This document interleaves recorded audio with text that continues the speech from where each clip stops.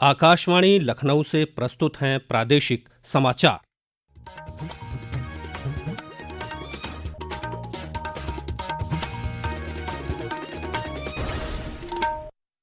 मुख्य समाचार।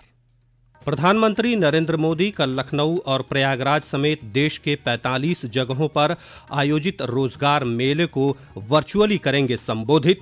71,000 से अधिक युवाओं को प्रदान करेंगे नियुक्ति पत्र। प्रदेश में 1331 परीक्षा केंद्रों पर आज शांतिपूर्वक ढंग से संपन्न हुई पीसीएस 2024 की प्रारंभिक परीक्षा। राज्य के 15 जिलों में 100 दिवसीय टीबी उन्मूलन अभियान के तहत 13 दिनों में 27 लाख से अधिक लोगों की हुई स्क्रीनिंग। 2 लाख से अधिक टीबी रोगी मिले। और अयोध्या में दिव्य और भव्य ढंग से मनाई जाएगी श्री राम जन्मभूमि मंदिर की पहली वर्षगांठ। 3 दिवसीय रामलला प्राण प्रतिष्ठा महोत्सव 11 जनवरी से होगा शुरू। नमस्कार, प्रदेश के समाचारों के साथ मैं राघवेंद्र त्रिपाठी। और अब समाचार विस्तार से।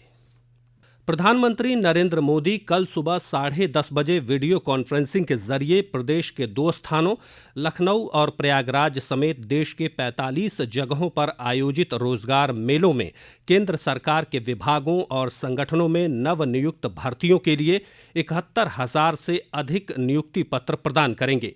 इस अवसर पर श्री मोदी उपस्थित लोगों को संबोधित भी करेंगे।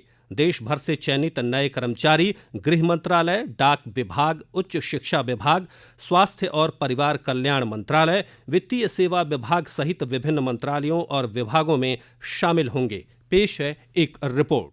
देश भर में 45 जगहों पर आयोजित होने वाले रोजगार मेलों के क्रम में लखनऊ के बिजनौर में होने वाले रोजगार मेले में विदेश राज्य मंत्री कीर्तिवर्धन सिंह और प्रयागराज के फाफामऊ में केंद्रीय स्वास्थ्य परिवार कल्याण राज्य मंत्री अनुप्रिया सिंह पटेल अलग अलग पदों पर चयनित अभ्यर्थियों को नियुक्ति पत्र देंगे। रोजगार मेला रोजगार सृजन को सर्वोच्च प्राथमिकता देने की प्रधानमंत्री की प्रतिबद्धता को पूरा करने की दिशा में एक कदम है। ये युवाओं को राष्ट्र निर्माण और आत्म सशक्तिकरण में उनकी भागीदारी के लिए सार्थक मौका प्रदान करेगा।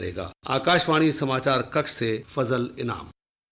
पीसीएस प्रारंभिक परीक्षा 2024 आज प्रदेश के 75 जनपदों में कुल 1,331 परीक्षा केंद्रों पर शांतिपूर्वक संपन्न हो गई। 2 पालियों में आयोजित इस परीक्षा को नकल विहीन और पारदर्शिता के साथ संपन्न कराने के लिए सभी जिलों में प्रभावी व्यवस्थाएं की गई थीं। पेश है एक रिपोर्ट। उत्तर प्रदेश लोक सेवा आयोग की सम्मिलित राज्य प्रवर अधीनस्थ सेवा पीसीएस प्रारंभिक परीक्षा 2024 आज प्रदेश के 1331 केंद्रों पर शांतिपूर्वक संपन्न हो गई। परीक्षा 2 पालियों में संपन्न हुई। पीसीएस के 220 पदों पर भर्ती के लिए 5,76,154 अभ्यर्थियों ने आवेदन किए थे। परीक्षा को सुचितापूर्ण ढंग से संपन्न कराने के लिए सुरक्षा के व्यापक इंतजाम किए गए। प्रश्न पत्रों को डिजिटल लॉकर वाले बॉक्स में रखकर परीक्षा केंद्रों तक पहुँचाया गया। इस बार प्रत्येक केंद्र पर एक स्टैटिक और एक सेक्टर मजिस्ट्रेट की तैनाती की गई, कि इसके पूर्व 3 परीक्षा केंद्रों पर एक सेक्टर मजिस्ट्रेट की ड्यूटी लगाई जाती थी। परीक्षा केंद्र पर हर परीक्षार्थियों की पहचान के लिए आइरिस स्कैनिंग के पश्चात अभ्यर्थियों के प्रवेश पत्र पर होलोग्राम चस्पा किए गए। परीक्षा शुचिता के चलते पहली बार सभी 75 जिलों में परीक्षा संपन्न हुई है। प्रवीण मिश्र, आकाशवाणी समाचार, प्रयागराज। केंद्र सरकार के 100 दिवसीय टीबी उन्मूलन अभियान के तहत प्रदेश के 15 जिलों को चिन्हित किया गया है। अभियान के तहत पिछले 13 दिनों के दौरान 2 लाख से अधिक टीबी रोगियों की पहचान की गई। पेश है एक रिपोर्ट। 100 दिवसीय टीबी उन्मूलन अभियान में राज्य के 15 जनपद अयोध्या, सीतापुर, बाराबंकी, देवरिया, इटावा, अमेठी, बस्ती, फर्रुखाबाद, हाथरस, पीलीभीत, प्रतापगढ़, रायबरेली, रामपुर, सिद्धार्थनगर और सुल्तानपुर शामिल किए गए हैं, जहां टीबी के मामलों की दर अपेक्षाकृत ज्यादा है। विशेष अभियान में टीबी के उन रोगियों को तलाश करने पर विशेष बल दिया जा रहा है जिनकी अब तक पहचान नहीं हुई। पिछले 13 दिनों के दौरान 27 लाख से अधिक लोगों की स्क्रीनिंग की जा चुकी है, जबकि 35,000 से अधिक लोगों का माइक्रोस्कोपी और 26,000 से ज्यादा लोगों का एनएटी परीक्षण किया गया। इस दौरान 2,20,520 टीबी रोगियों की पहचान की गई। यह टीबी मुक्त अभियान आगामी साल 24 मार्च तक जारी रहेगा। इस दौरान धार्मिक, सामाजिक और शैक्षिक संगठनों के साथ मिलकर व्यापक जागरूकता भी फैलाई जा रही है। आकाशवाणी समाचार कक्ष से दीपाली सिंह। मुख्यमंत्री योगी आदित्यनाथ ने गोरखपुर प्रवास के दौरान आज सुबह गोरखनाथ मंदिर में आयोजित जनता दर्शन में लोगों से मुलाकात कर उनकी समस्याएं सुनी। इस दौरान उन्होंने आवास के लिए जरूरतमंद लोगों को सरकारी योजना से मकान दिलाने और गंभीर बीमारियों से पीड़ितों के इलाज में भरपूर आर्थिक सहायता देने का आश्वासन दिया। उन्होंने कहा कि सरकार हर जरूरतमंद और पात्र व्यक्ति को कल्याणकारी योजनाओं का लाभ दिलाने तथा हर समस्या को प्रभावी तरीके से निपटाने के लिए प्रतिबद्ध है। श्री योगी ने अधिकारियों को जन समस्याओं के जल्दी निस्तारण के प्रति संवेदनशील रहने को कहा है। उन्होंने कहा कि जन समस्याओं के त्वरित समाधान में किसी तरह की शिथिलता बर्दाश्त नहीं की जाएगी। प्रधानमंत्री नरेंद्र मोदी 29 दिसंबर को आकाशवाणी पर मन की बात कार्यक्रम में देश विदेश के लोगों के साथ अपने विचार साझा करेंगे। यह मासिक रेडियो कार्यक्रम की 117वीं कड़ी होगी। कार्यक्रम के लिए लोग अपने विचार और सुझाव टोल फ्री नंबर 1800-117800 के माध्यम से प्रस्तुत कर सकते हैं। साथ ही नरेंद्र मोदी ऐप या माई गॉव ओपन फोरम के माध्यम से ऑनलाइन भी साझा कर सकते हैं। सुझाव इस महीने की 27 तारीख तक स्वीकार किए जाएंगे। यह समाचार आप आकाशवाणी लखनऊ से सुन रहे हैं। ताज़ा समाचार जानने के लिए आप हमारी वेबसाइट newsonair.gov.in पर लॉगिन कर सकते हैं। इसके साथ ही आप प्रादेशिक समाचारों का यह बुलेटिन हमारे YouTube channel news on AIR Lucknow पर भी सुन सकते हैं। अयोध्या में रामलला प्राण प्रतिष्ठा महोत्सव का 3 दिवसीय वार्षिक उत्सव अगले महीने 11 तारीख से शुरू होगा। श्री राम जन्मभूमि तीर्थ क्षेत्र ट्रस्ट के महासचिव चंपत राय ने मीडिया को बताया कि प्राण प्रतिष्ठा महोत्सव की पहली वर्षगांठ दिव्य और भव्य ढंग से मनाई जाएगी। श्री राय ने बताया कि इस दौरान होने वाले कार्यक्रम अलग अलग स्थानों पर संपन्न होंगे।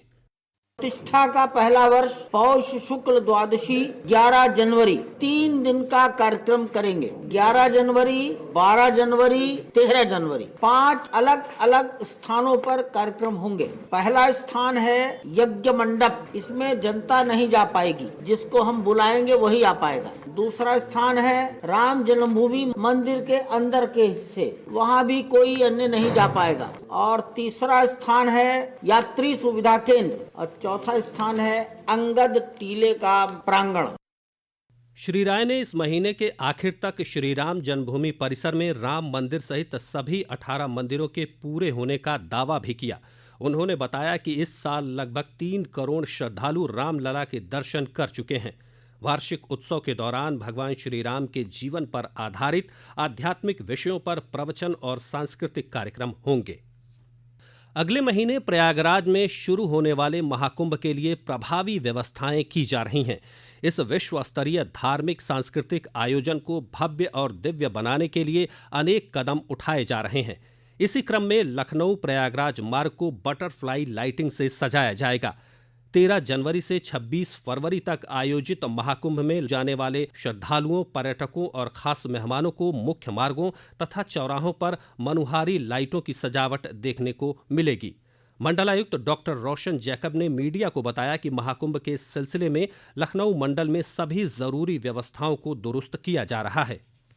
वहीं मध्य रेलवे ने महाकुंभ के लिए 34 विशेष रेलगाड़ियां चलाने की घोषणा की है। यह विशेष रेलगाड़ियां मुंबई, पुणे, नागपुर और अन्य शहरों से चलाई जाएंगी। कुंभ मेले के लिए विशेष रेलगाड़ियों की टिकट बुकिंग शुरू हो गई है। इन विशेष रेलगाड़ियों में बिना आरक्षण के भी यात्रा की जा सकेगी। इधर पूर्वोत्तर रेलवे ने भी महाकुंभ मेले को देखते हुए 4 एक्सप्रेस ट्रेनों के 10 जनवरी से 28 फरवरी तक नैनी स्टेशन पर 2 मिनट के अस्थायी ठहराव का फैसला किया है।